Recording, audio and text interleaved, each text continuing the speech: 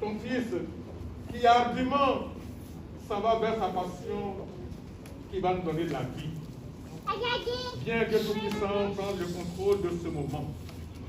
Sanctifie ce lieu par ta présence. Donne-nous Seigneur un cœur d'adorateur. Accorde Dieu Tout-Puissant que notre louange, notre adoration monte à toi comme un bon parfum qui réjouisse ton cœur.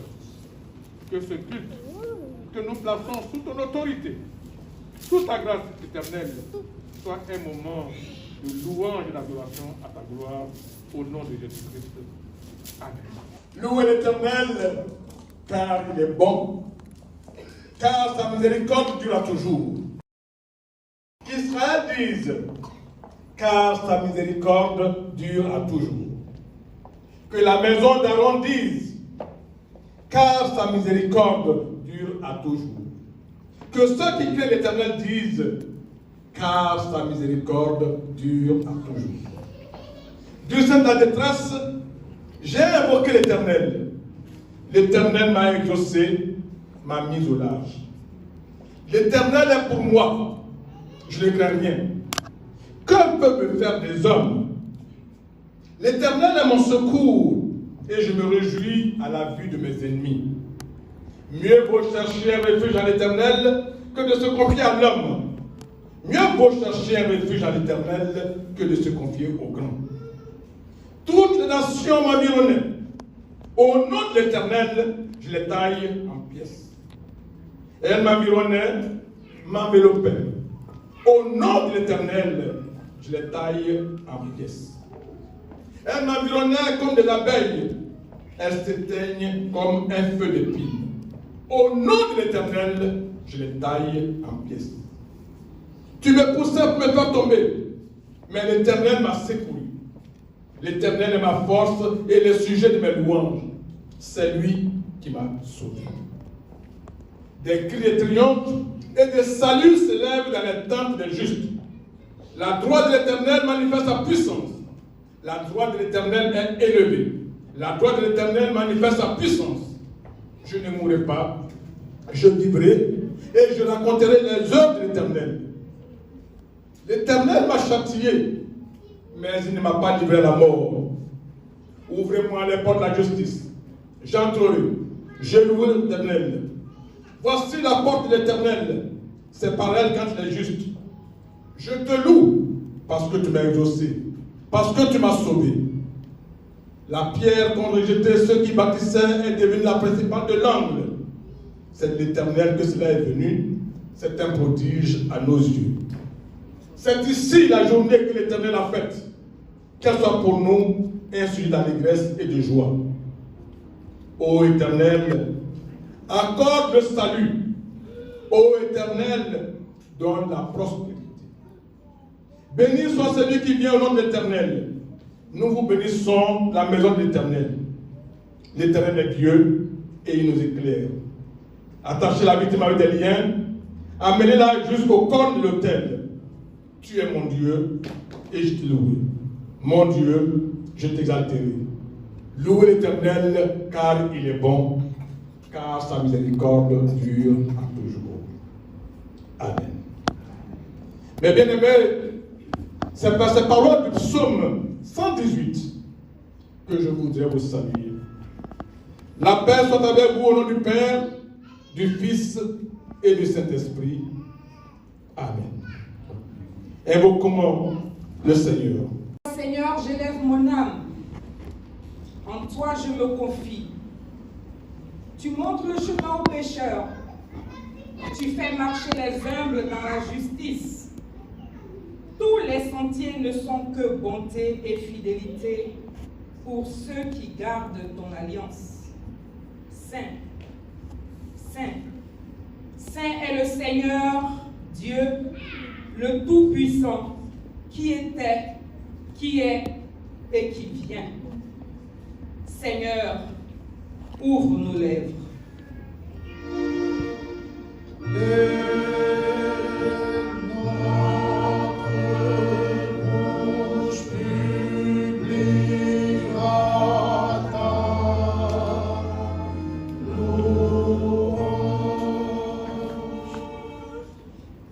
Ô Dieu, à toi de nous sauver.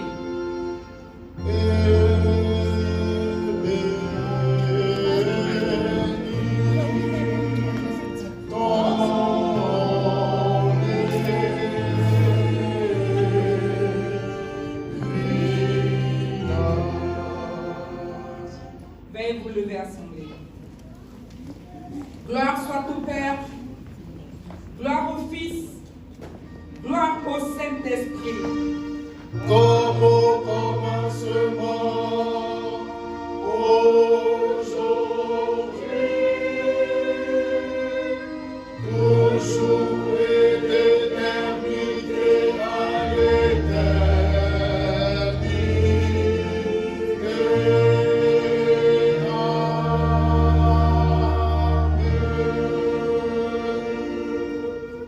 Peuple béni de Dieu, louez le Seigneur. Que le nom du Seigneur soit loué.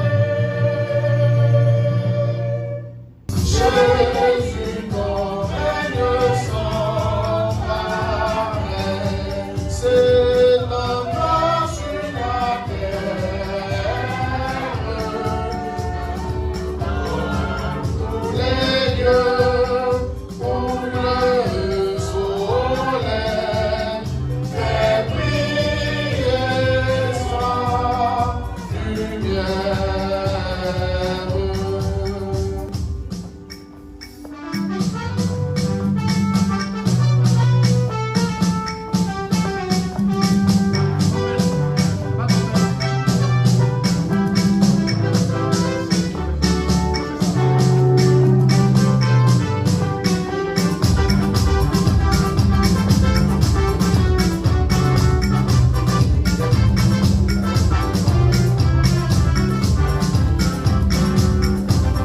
Dès maintenant.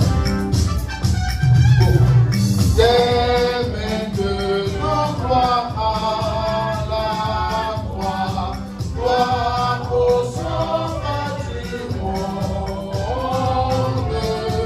à ton amour, ô roi des rois, que notre amour répond. Déchirez vos cœurs et non vos vêtements. Revenez à l'Éternel votre Dieu, car il est miséricordieux et compatissant, lent à la colère et riche en bonté. Il s'afflige de vous affliger. Bien-aimé, si le méchant se détourne de sa méchanceté qu'il a commise, et s'il pratique la droiture et la justice, il fera vivre son âme. Bien-aimés, devant ces saintes lois de Dieu, si nous disons que nous n'avons point de péché, nous nous séduisons nous-mêmes et la vérité n'est point à nous. Si nous confessons nos péchés, il est fidèle et juste pour lui de nous les pardonner C'est pourquoi, bien-aimés frères et sœurs, je vous prie et vous supplie, vous tous qui êtes présents, de vous joindre à moi avec un cœur pur, de vous approcher avec moi du trône de la grâce céleste en confessant sincèrement et silencieusement vos péchés. C'est toi, Jésus, que recherche mon âme à te trouver. Ce bon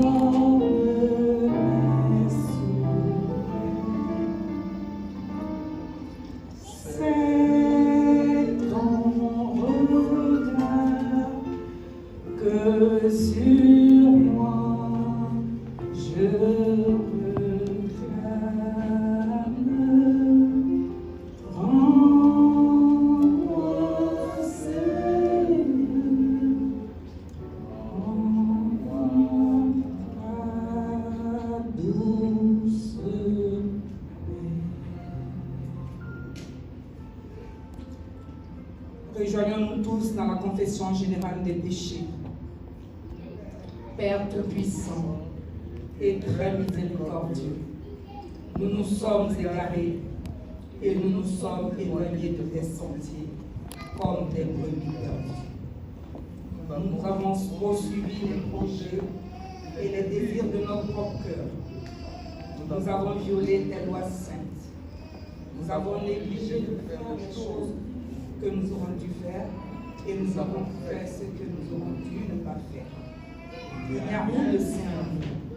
Ô Seigneur, aie pitié de nous, misérables pécheurs, et parle, ô Dieu, ceux qui te confessent leurs fautes. Lève ceux qui se répandent selon les promesses que tu as faites aux hommes.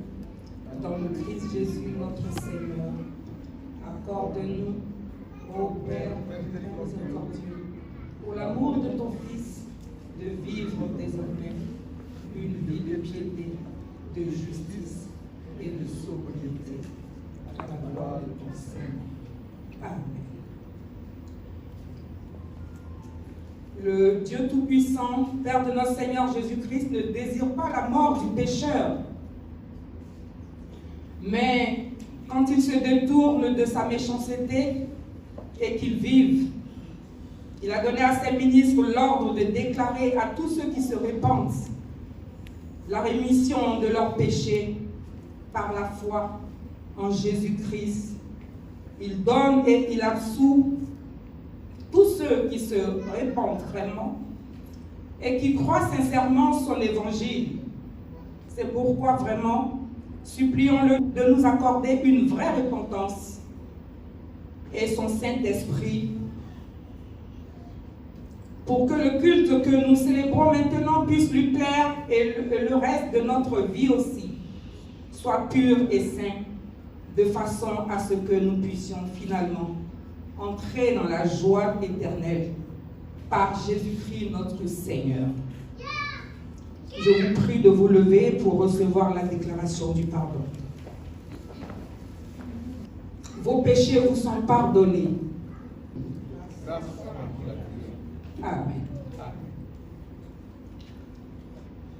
Pardonnez de nos péchés, libres que nous sommes, nous allons chanter le Te Deum avec vie.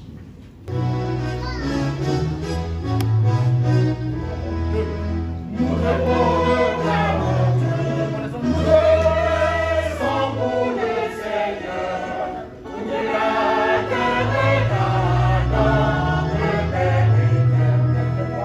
Mais quoi c'est le conseil des anges, et les puissances célestes, cachées les élèves sera fait chant continuellement. C'est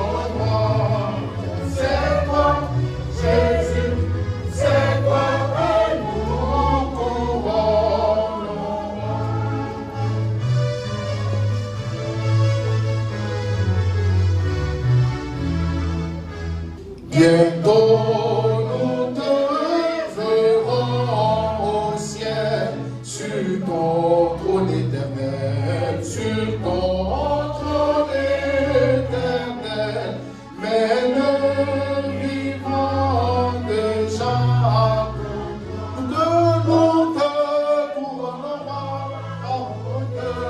couronnera, c'est toi, Jésus, c'est toi que nous couronnons. Nous te couronnera.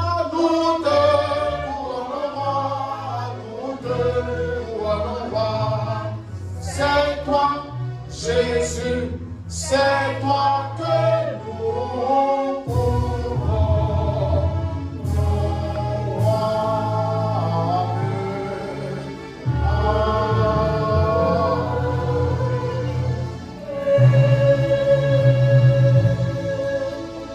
Nous prions Dieu. Seigneur, nous te bénissons pour toutes les grâces que tu nous accordes, celles que nous connaissons et celles dont nous vivons sans en avoir conscience.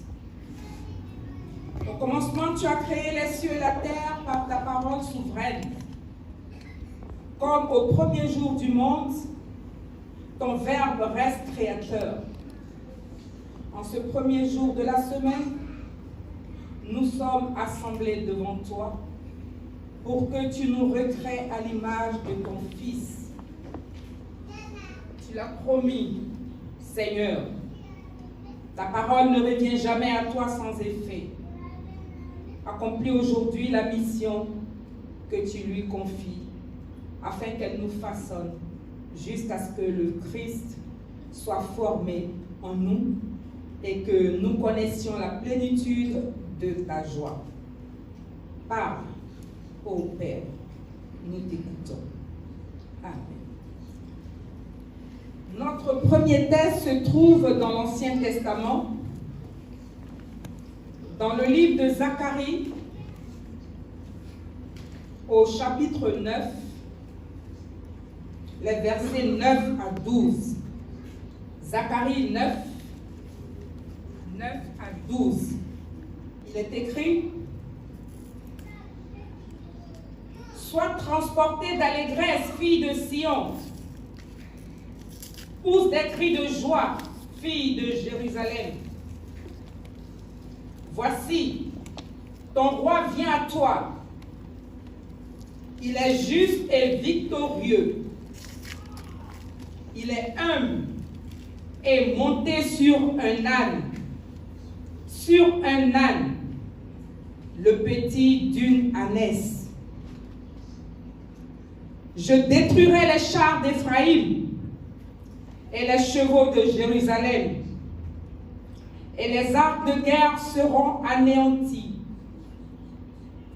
Il annonce la paix aux nations, et il dominera d'une mer à l'autre, depuis le fleuve jusqu'aux extrémités de la terre. Et pour toi, à cause de ton alliance scellée par le sang, je retirerai tes captifs de la fosse où il n'y a pas d'eau. Retournez à la forteresse, captifs, pleins d'espérance. Aujourd'hui encore, je déclare, je te rendrai le double. Amen. Notre deuxième texte se trouve dans le Nouveau Testament, dans les Actes des Apôtres, le chapitre 4, Actes des Apôtres, chapitre 4, verset 12. Il est écrit: il n'y a de salut en aucun autre, car il n'y a sous le ciel aucun autre nom qui ait été donné parmi les hommes par lequel nous devions être sauvés. Amen. Amen. Bien-aimés, notre troisième texte de ce matin se trouve dans le Nouveau Testament, dans l'évangile de Jésus-Christ selon Marc, chapitre 11. Marc, chapitre 11. Nous allons lire les 11 premiers versets. Marc 11, versets 1 à 11. Voilà ce qui est écrit. Lorsqu'ils approchèrent de Jérusalem et qu'ils furent près de Bethphagée et de Béthanie, vers la montagne des Oliviers, Jésus envoya 2 de ses disciples en leur disant: allez au village qui est devant vous. Dès que vous y serez entrés, vous trouverez un ânon attaché sur lequel aucun homme ne s'est encore assis. Détachez-le et amenez-le. Si quelqu'un vous dit: pourquoi faites-vous cela? Répondez: le Seigneur en a besoin. Et à l'instant, il le laissera venir. Pourquoi détachez-vous ce ânon? Le Seigneur en a besoin. Pourquoi détachez-vous ce ânon? C'est un nom. Le Seigneur en a besoin. C'est un jour glorieux.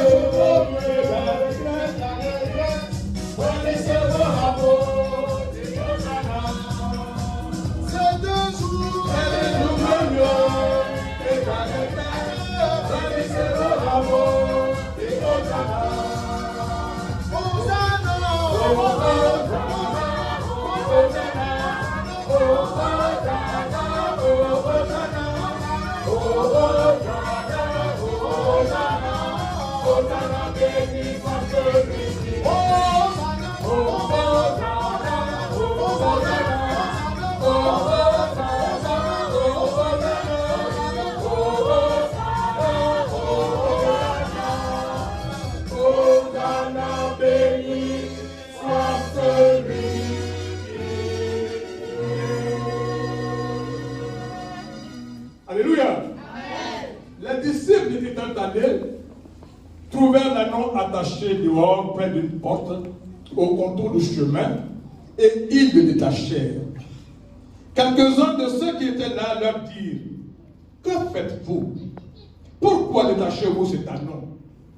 Ils répondirent comme ils l'avaient dit et on les laissa aller. Ils amenèrent à Jésus l'ânon sur lequel ils jetèrent leurs vêtements et Jésus s'assit dessus. Beaucoup de gens étendirent leurs vêtements sur le chemin et d'autres des branches qu'ils coupaient dans les champs.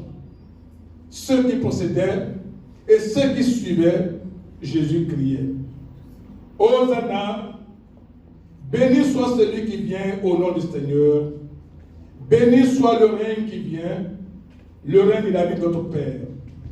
Hosanna dans les lieux très hauts. Jésus entra à Jérusalem dans le temple. Quand il eut tout considéré, comme il était déjà tard, il s'en alla à Béthanie avec les 12. Heureux ceux qui écoutent la parole de Dieu et qui la gardent. Amen.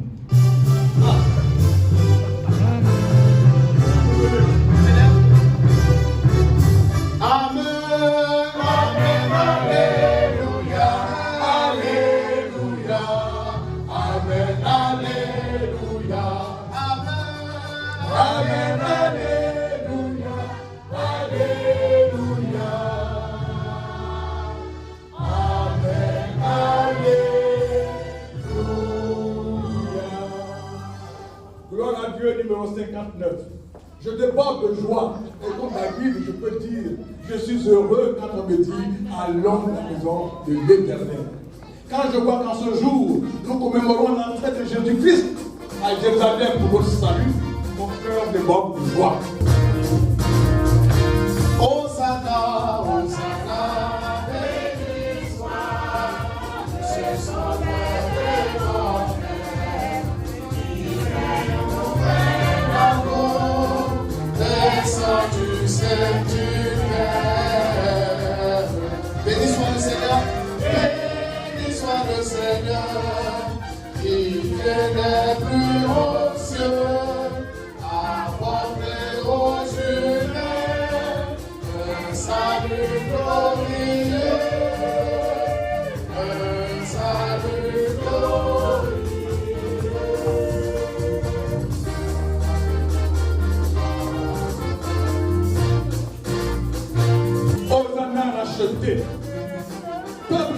fidèle. Répétez Hosanna, pleine d'ardeur nouvelle. C'est votre hymne d'amour, c'est votre chant de paix. Que ce chant parmi vous retentisse à jamais. Que ce chant parmi vous retentisse à jamais.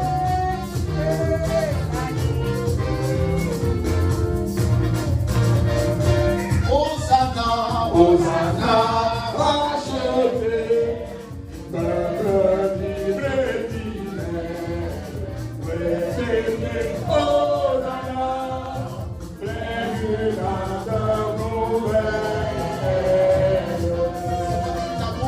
C'est votre hymne d'amour, c'est votre chant de paix, que ce chant parmi vous retentisse à jamais, retentisse à jamais.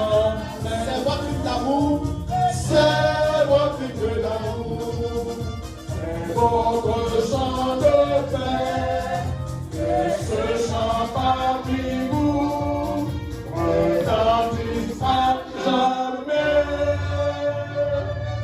Prions Dieu. Dieu Tout-Puissant, rends-nous attentifs par ton Saint-Esprit, afin que nous apprenions par la prédication de ta parole à discerner ta volonté et à conformer notre vie aux enseignements de ton évangile. Ô Père, cette grâce à nous pour l'amour de Jésus-Christ, ton Fils, notre Seigneur. Amen. Amen. Alléluia. Amen. Frères et sœurs bien-aimés, je vous salue. Et c'est au nom de notre Seigneur et Sauveur Jésus-Christ. Bien-aimés, notre thème de ce jour, vous l'imaginez, vous l'avez certainement deviné, il est intitulé Hosanna, il n'y a de salut à aucun autre. Il s'apparente au verset 12 de Acte 4 qui dit il n'y a de salut à aucun autre. Car il n'y a sous le ciel aucun autre nom qui a été donné parmi les hommes par lesquels nous devions être sauvés. Bien-aimés, aujourd'hui nous commémorons l'entrée triomphale de Jésus-Christ en route vers sa passion à Jérusalem. Ce que les chrétiens appellent fête des rameaux tient son explication sur le fait que sur son passage à l'entrée de Jérusalem, et nous le trouvons dans Marc 11, les versets 8 à 10, il a écrit « Beaucoup de gens étendirent leurs vêtements sur le chemin, et d'autres des branches qu'ils coupèrent dans les champs. Ceux qui précédaient et ceux qui suivaient Jésus criaient « Hosanna, béni soit celui qui vient au nom du Seigneur. Béni soit le règne qui vient, le règne de David, notre Père. Hosanna dans les lieux très hauts. » Marc 11, les versets 8 à 10. Bien-aimés, Jésus, qui est reconnu comme le roi des Juifs selon les Écritures, entre à Jérusalem, assis sur un ânon, accomplissant ainsi la prophétie de Zacharie 9, le verset 9. Zacharie 9, verset 9. Zacharie, c'est le premier texte que nous avons lu. Il a écrit « Sois transporté dans l'allégresse, fille de Sion. Pousse des cris de joie, fille de Jérusalem. Voici, ton roi vient à toi. Il est juste et victorieux. Il est humble et monté sur un âne. Sur un âne, le petit d'une ânesse. » Vous remarquez que les Juifs connaissent bien l'importance symbolique de l'âne. En effet, c'est sur un âne qu'Abraham s'est assis quand il allait offrir le sacrifice d'Isaac à Dieu. C'est un âne qui a transporté Moïse, le libérateur, en Égypte. Et nous venons de le voir. C'est assis sur un âne que que Jésus fait son entrée triomphale, cette entrée vers Jérusalem où il s'en va à la mort. Et cette mort qui nous apportera la rédemption. Mais je voudrais qu'on s'arrête un instant sur le verset 10 de Marc 11. Parce que ce verset nous fait une importante révélation prophétique. Ce verset dit: béni soit le règne qui vient, le règne de David, notre Père. Hosanna dans les lieux très hauts. Cela signifie que le peuple de Jérusalem reconnaît Jésus comme le fils de David, le roi attendu venant au nom du Seigneur. Le peuple de Jérusalem reconnaît donc que Jésus est le Messie. C'est Jésus qui vient assis sur un âne accomplit donc la promesse divine qui récompense l'attente du peuple juif. Hosanna, il n'y a de salut en aucun autre.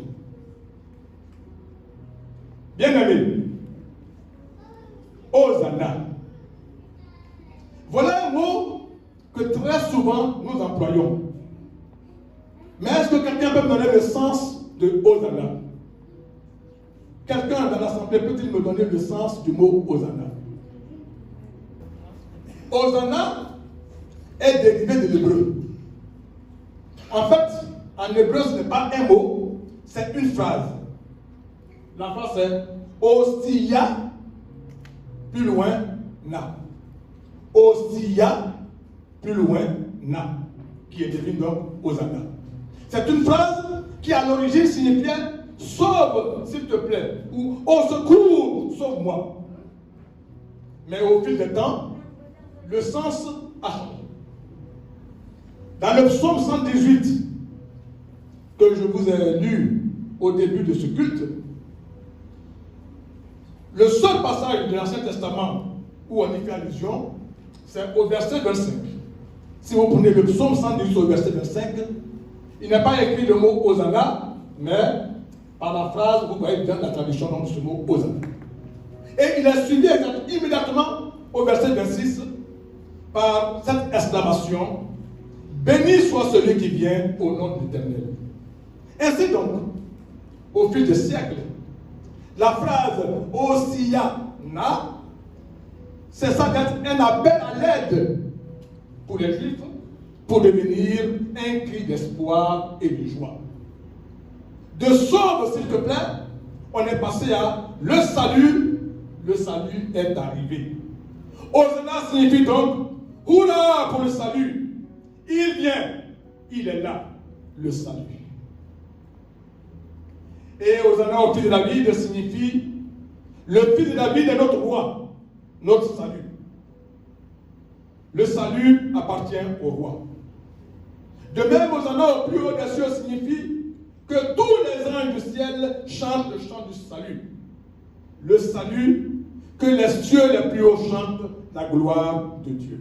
On a employé plusieurs fois le mot salut. Alors le salut c'est quoi?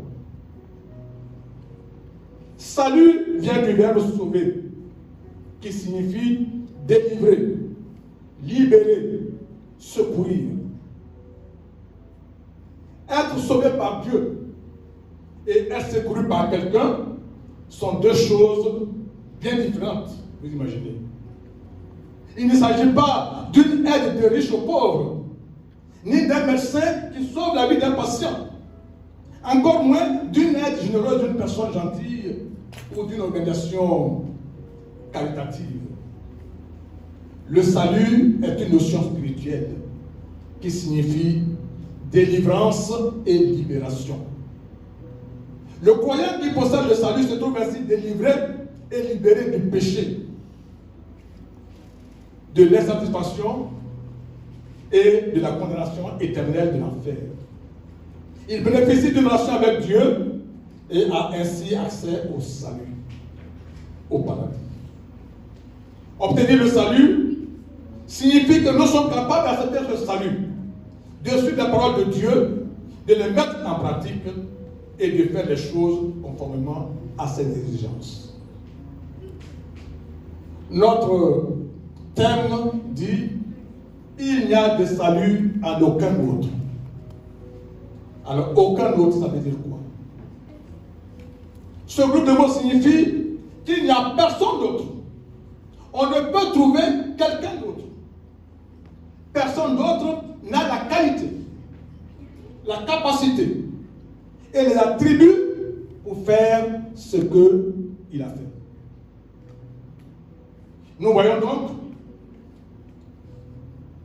bien aimés, que le message de ce matin, il n'y a de salut en aucun autre, va porter sur la démonstration que cette seule personne, c'est Jésus-Christ. On a vu au début d'acte 3, Pierre et Jean qui montaient au temple à l'heure de prière. Ils ont vu un paralytique qui se postait là depuis des années pour demander le monde. Avec hardiesse, Pierre lui dit, je n'ai ni argent, ni or, mais ce que j'ai, je te le donne. Au nom de Jésus-Christ de Nazareth, lève-toi et marche. Et le prenant par la main droite, il le fit lever. Au même instant, ses pieds et ses chevilles deviennent fermes. D'un saut, il fut debout et il s'est mis à marcher. Il entra avec eux dans le temple, marchant, sautant et louant Dieu, nous dit Acte 3, les versets 6 à 8. Cette guérison miraculeuse va donner aux apôtres l'occasion d'une merveilleuse prédication, glorifiant Dieu pour ce qu'il leur a permis de faire par le nom de Jésus-Christ.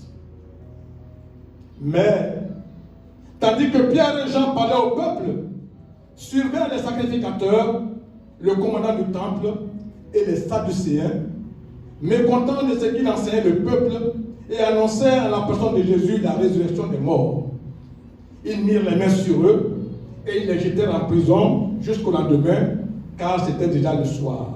Acte 4, 1 à 3. Le lendemain, les chefs, les anciens et les scribes, ainsi qu'un de ses parents, se rassemblent à Jérusalem. Et plaçant les apôtres devant l'assemblée, ils leur demandent par quelle puissance et en quel nom ils ont opéré ce miracle sur l'homme perdu. C'est une partie de la réponse que Pierre, rempli du Saint-Esprit, leur a faite, qui est donc le sujet de notre thème. Il n'y a de salut en aucun autre, car il n'y a sous le ciel aucun autre nom qui a été donné parmi les hommes par lequel nous devions être sauvés. Acte 4, verset 12. Bien aimé, le titre de sauveur était souvent donné au roi dans les temps antiques. C'est une notion qui est éminemment positive, car un bon roi apporte au peuple le bonheur et la paix. Il protège les hommes de la violence, de la haine, des malheurs et de la mort. De même, Jésus, par sa mort et sa résurrection, atteste que Dieu a tellement aimé les hommes qu'il a voulu, en son Fils, vivre au milieu d'eux et avec eux, aimer, souffrir, mourir comme eux et pour eux, et les entraîner dans une vie nouvelle. C'est bien le premier sens de Jésus Sauveur. De quoi Jésus nous a-t-il sauvés? Bien aimé, le projet de Dieu pour l'humanité est un projet d'amour et de bonheur. Il prend la forme d'actes concrets de libération et de salut. Dans l'Ancien Testament, l'événement fondateur est le moment où Dieu vient libérer son peuple de la servitude en Égypte. Dieu rachète Israël de la servitude comme on achète un esclave. Le salut alors, c'est la liberté et la vie. Un autre événement fondateur est l'histoire de Moïse et du serpent d'airain dans Nombre 21. Vous vous rappelez cette histoire? Le camp des Israéliens est envahi par des serpents dont la morsure est mortelle. Ces serpents avaient été envoyés par Dieu pour les punir de leur incessant murmure. Devant leur repentir, Moïse intercède en leur faveur auprès de Dieu, qui pour toute réponse leur demande de regarder le serpent d'Aaron que Moïse, à la demande de Dieu, va élever sur une perche. Quel remède étrange, n'est-ce pas? Non pas un sacrifice d'agneau, mais un serpent qui pour tous est le symbole du mal. Bien entendu, et on le comprend aisément, Jésus est préfiguré par ce serpent sur la perche. Parce que à la croix, Jésus est fait péché pour nous. La Bible dit qu'il a porté sur lui le poids de tous nos péchés. Il est devenu péché à telle enseigne qu'à la croix, Dieu a détourné son regard de lui. Vous vous rappelez? Ainsi, comme Moïse éleva le serpent dans le désert, il faut de même que le Fils de l'homme soit élevé, afin que quiconque croit en lui ait la vie éternelle. Donc, en contemplant le Fils devenu péché sur la croix, l'humanité en espérance va trouver la vie. Est-ce que Dieu n'aurait pas pu faire autrement pour sauver l'humanité? Pour répondre à cette question, il faut se rappeler que bien avant la création de l'homme, il y avait un conflit au ciel entre Dieu et Lucifer. À travers ce conflit, Dieu est remis en cause dans sa personne et dans son fonctionnement par Lucifer, une de ces créatures qui, de ce fait, a été précipité du ciel sur la terre, où il est arrivé animé d'une grande colère contre l'humanité. L'humanité qui a pris sa place auprès de Dieu. Cette lutte a fait de lourdes pertes, tant dans le ciel, où la Bible nous dit qu'un tiers des anges a été précipité en même temps que Lucifer, que sur la terre, où toute l'humanité, tous les hommes sont condamnés à la mort. Comme le conflit est universel, il faut donc que la solution touche tous les acteurs célestes, ainsi que les acteurs terrestres. C'est pourquoi Jésus devait venir personnellement. Bien aimé, Jésus est venu personnellement. Pour sauver l'homme. Paul nous dit dans Romains 3, 23, car tous ont péché et sont privés de la gloire de Dieu. La nature humaine est donc contaminée par le péché, qui signifie le rejet de Dieu comme souverain et Seigneur. Mais tout à l'heure, vous avez entendu la prédicatrice, Dieu ne veut pas la mort du pécheur. C'est pourquoi il va mettre en place son plan de rédemption pour récupérer la race humaine. Puisque par la faute d'un homme, le péché et la mort sont dans l'humanité, il faut la mort d'un homme sans péché pour vaincre le péché et la mort, pour ainsi sauver l'humanité et satisfaire les exigences de sa propre justice. Puisqu'aucun homme né d'un homme et d'une femme ne peut satisfaire cette exigence, Dieu lui-même s'est fait homme par Jésus-Christ. Christ est homme par sa naissance. On sait qu'il est né de la Vierge Marie. Mais il n'a pas été conçu dans le péché comme nous le rapporte Luc 1, 35. L'ange lui répondit, le Saint-Esprit viendra sur toi et la puissance du Très-Haut te couvrira de son ombre. C'est pourquoi le Saint-Enfant qui naîtra de toi sera appelé Fils de Dieu. Puisque Jésus est Fils de Dieu, qu'est-ce qu'on peut déduire? Jésus est donc Dieu. Jésus étant Fils de Dieu, Jésus est donc Dieu. Jésus va assumer cette mort en se substituant à nous. Jésus a subi cette mort à notre place. Là où le péché avait amené la mort, la souffrance pour l'humanité, le sacrifice de Jésus amène le pardon, la vie et l'immortalité. Bien aimé, Jésus est venu personnellement, pour révéler Dieu aux hommes. Jésus, ou Emmanuel, ou encore Dieu avec nous, est l'image du Père. Dans sa prière en Jean 17, vers 6, Jésus dit, « Je leur ai fait connaître ton nom. » Donc, l'une des tâches de Christ a consisté à faire connaître Dieu dans ses véritables attributs et traits de caractère. Jésus démontrait que Dieu est tel qu'il est réellement. Connaître Dieu, c'est accepter sa souveraineté, avoir une relation vivante basée sur la foi et comprendre Dieu. Pour connaître Dieu, Jésus nous dit qu'il faut connaître celui qu'il a envoyé. Autrement dit, pour connaître Dieu, il faut connaître Jésus. Le Dieu présenté par Jésus guérit les infirmités, les maladies des hommes.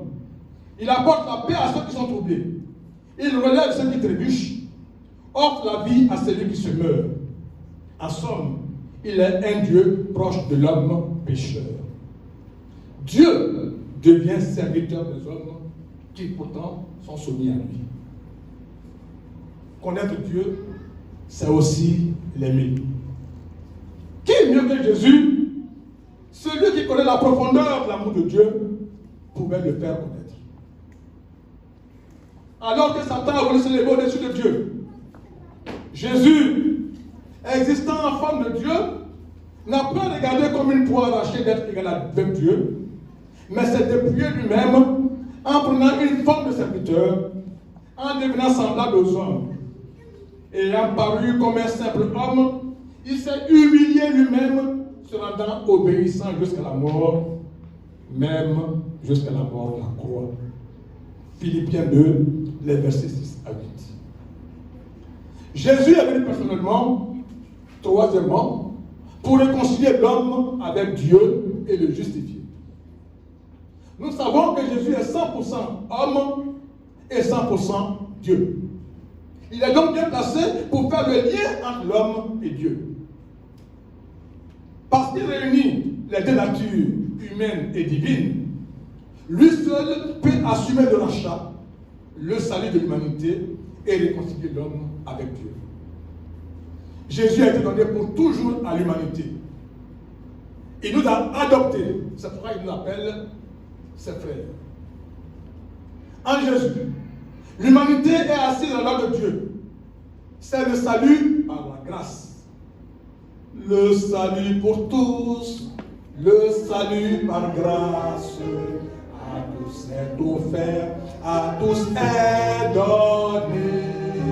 Ô venez pécheurs, venez le temps presse, et vous serez pardonnés. Sa vie se substitue à celle du pécheur. Ce ne sont pas nos œuvres ou nos performances qui nous réhabilitent, mais l'œuvre de Jésus-Christ. La seule condition qui est posée à l'homme, c'est d'avoir la foi. C'est de reconnaître Jésus-Christ comme son Seigneur et son Sauveur. Bien-aimé, Jésus est venu personnellement, quatrièmement, pour restaurer l'homme. On sait que le péché entraîne la corruption de notre être et affecte notre nature. L'homme est esclave du péché. Il fait corps avec le mal. Et même s'il voulait faire le bien, c'est du mal qui en ressort. Il faut donc que notre nature soit restaurée. Seul Jésus pouvait anéantir cette force maléfique et nocive qu'est le péché. Dieu a condamné le péché de la chair en envoyant son propre Fils dans une chair semblable à celle du péché. Jésus offre la vie qui vient de lui afin de restaurer l'être humain. Nous pouvons donc être restaurés à travers Jésus-Christ. Nous avons accès par sa puissance au divin. Sa victoire peut devenir la nôtre par la sanctification. Bien-aimés, nous voyons bien donc que seul Jésus, homme et Dieu, Jésus qui a vaincu la mort par sa résurrection, Jésus n'a pas commis de péché, mais qui s'est fait péché en portant sur lui tous nos péchés, a le pouvoir de sauver l'homme pécheur qui a foi en lui. Et son amour pour nous s'est manifesté parce qu'il s'en va à Jérusalem, il sait ce qu'il attend à Jérusalem, mais hardiment, il s'est mis en route quand même pour Jérusalem. Hosanna, béni soit celui qui vient au nom du Seigneur. Hosanna dans les lieux très hauts. Hosanna, il n'y a de salut en aucun autre. Qu'est-ce qu'on peut dire pour conclure ce message? J'ai pensé, au lieu de vous faire une réflexion philosophique, vous proposer de retenir une image en guise de conclusion. C'est l'image d'un malade qui va voir son médecin. Il a la fièvre élevée, il a une toux persistante, il a un malaise général. Je ne parle pas du Covid. Le médecin a fait son diagnostic et prescrit une ordonnance. Notons que la consultation n'a pas guéri le malade. Le fait que le malade soit allé voir le médecin, ça n'a pas guéri. Car il lui faut d'abord prendre les médicaments en respectant la prescription. Le malade a donc suivi ces différentes étapes obligatoires. Il s'est reconnu malade. Il est parti consulter un médecin. Il a accepté le diagnostic du médecin. Et il a respecté soigneusement l'ordonnance que le médecin lui a prescrite. Bien aimé, il faut faire la même démarche pour guérir spirituellement, pour être sauvé. En effet, l'homme est un malade spirituel. Il a été contaminé dès sa naissance par un virus redoutable qui s'attaque à son âme et qui porte en lui la mort spirituelle. Ce virus, c'est quoi? C'est le péché. C'est une incapacité à faire le bien, une incapacité à se soumettre à Dieu. Dès lors, qui peut traiter cette maladie, sinon Dieu? Notre Dieu sauveur veut que tous les hommes soient sauvés. Quel est le diagnostic? C'est simple. Tous ont péché et sont privés de la gloire de Dieu. Et le salaire du péché, c'est la mort. Quelle est l'ordonnance? Le don de grâce de Dieu, c'est la vie éternelle en Jésus-Christ. Car par sa mort, Jésus s'est donné lui-même un rançon pour nous tous. Comment guérir? Par la foi. La foi au Fils de Dieu qui nous a aimés et qui s'est livré lui-même pour nous. Le seul remède contre le péché, c'est donc la foi en Jésus. Sans la foi, nous sommes perdus. C'est cela que Paul a fait part.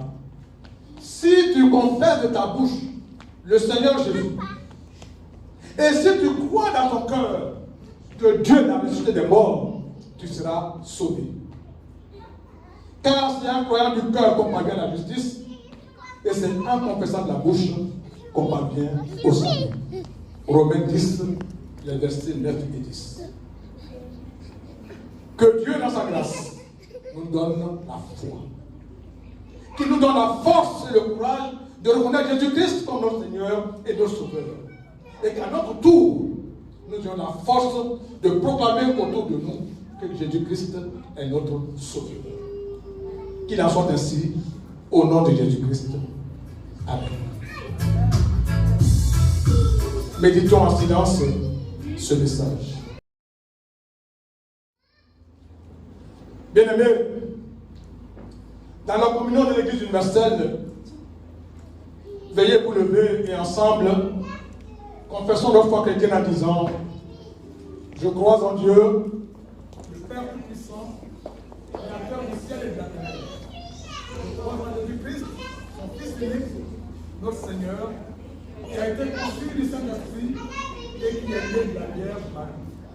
Il a souffert sous Ponce Pilate. Il a été crucifié, il est mort, il a été enseveli. Il est descendu aux enfers.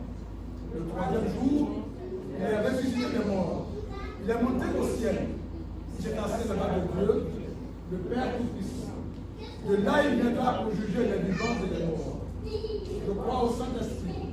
Je crois à la Sainte Église universelle, la communion des saints, la rémission des péchés, la résurrection de la chair et la vie éternelle. Amen.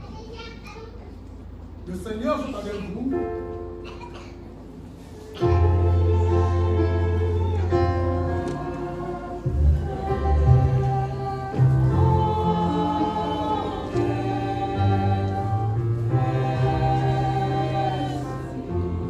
Nous entrons dans un moment d'intercession. Je vous demande d'adopter chacun une position de prière. Prions Dieu. Seigneur, toi qui nous commandes d'aimer de ton amour, triomphe de ce qui nous divise, afin que nous pardonnant les uns les autres, nous t'adressions d'un même cœur notre prière.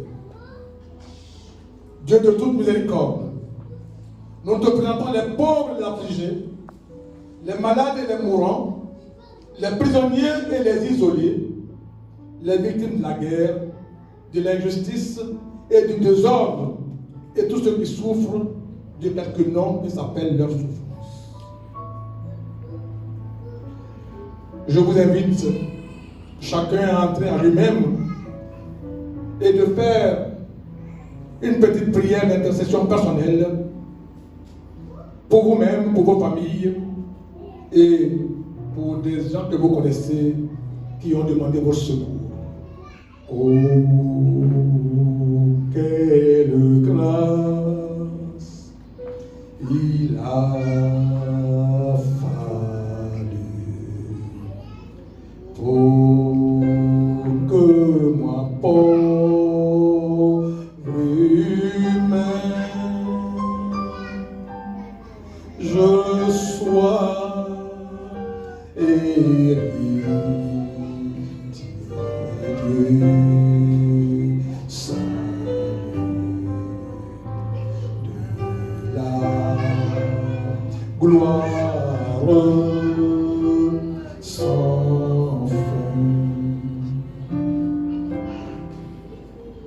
Souviens-toi des êtres qui nous sont chers, de ceux qui ont demandé de secourir notre prière.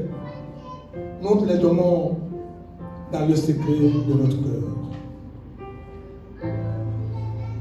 Souverain Maître du monde, toi qui tiens dans ta main la destinée des nations, nous te prions pour notre pays, la Côte d'Ivoire, tous les pays représentés dans cette communauté, et pour la France. Assiste à leur charge tous ceux qui exercent l'autorité parmi nous. Dirige les chefs des peuples et accorde la paix au monde afin que chacun puisse vivre et te servir dans la justice et dans la liberté. Amazing grace. Oh, quelle grâce il a fallu que moi, pauvre humain, je sois héritier du salut de la gloire sans fin. Souverain Maître du monde, veille sur ton église qui combat sur la terre. Prends pitié de sa faiblesse, mets fin à ses divisions, dissipe ses craintes, augmente son audace, affermis sa foi, inspire son témoignage au sein des peuples et jusqu'aux extrémités du monde. Souviens-toi de l'église méthodiste, répandue partout dans le monde, particulièrement la nôtre, de nos pasteurs et de tous ceux qui travaillent avec eux pour l'avènement de ton royaume parmi nous.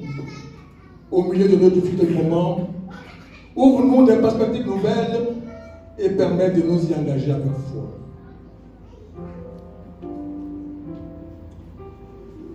Oh, quelle grâce il a fallu que moi, pauvre humain, je sois héritier du salut, de la gloire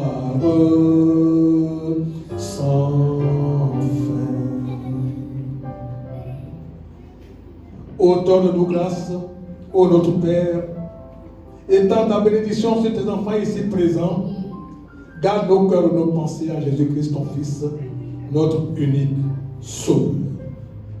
Amen.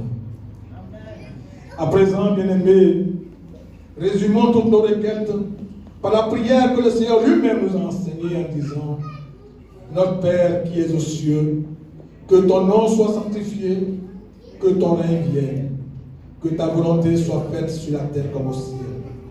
Donne-nous aujourd'hui notre pain de ce jour. Pardonne-nous nos offenses, comme nous pardonnons aussi à ceux qui nous ont offensés. Et ne nous laisse pas entrer en tentation, mais délivre-nous du malin. Car c'est à toi qu'appartiennent le règne, la puissance et la gloire au siècle des siècles.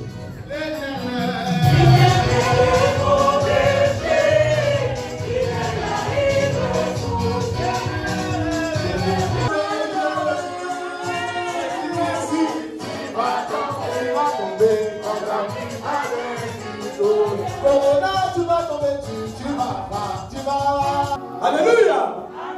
Hosanna. Alléluia. Consacrons-nous le monde au Seigneur. Seigneur Dieu Tout-Puissant, tu es Dieu, nous sommes tes enfants. Nous n'avons rien à nous-mêmes. Tout ce que nous avons nous vient de toi. Père, dans cette corbeille, nous avons mis nos offrandes que nous voulons apporter afin que ton œuvre avance. Mais nous-mêmes, Seigneur, c'est nos cœurs aussi que nous y mettons. Afin que toi-même, tu transformes ces cœurs de pierre en cœurs de chair. Que tu nous donnes la foi et que tu nous donnes de reconnaître Jésus-Christ comme notre Seigneur et notre Sauveur. Accomplis ce miracle, Seigneur, dans nos cœurs, au nom de Jésus-Christ. Amen.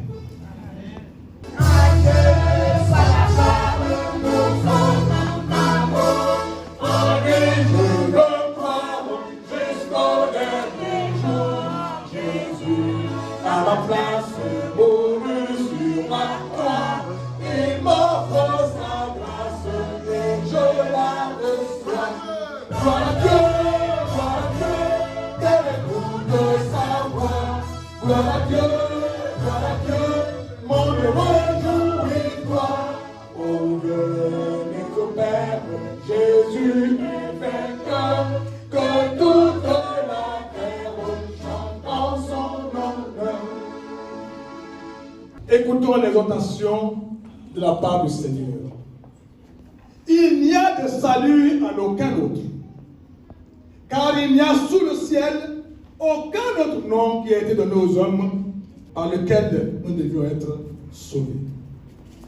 Recevons la bénédiction de la part du Seigneur.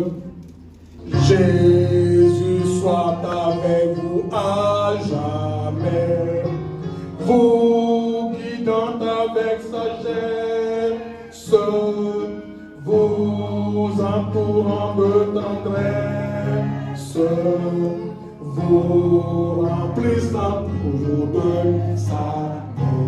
Avec vous toujours, avec vous, où qu'il soit, tous les jours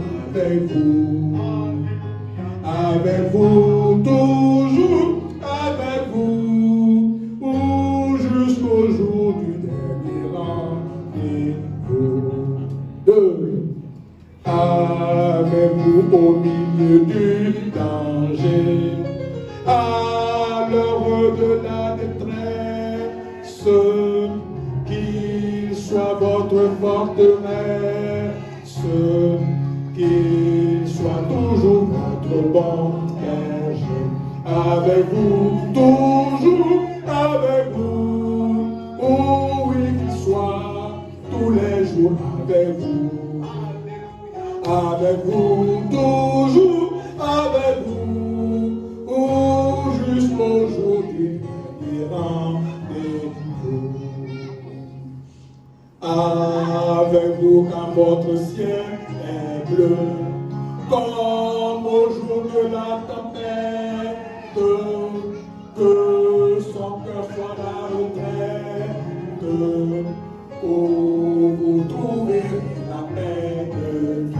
Avec vous, toujours avec vous, oui qu'il soit, tous les jours avec vous.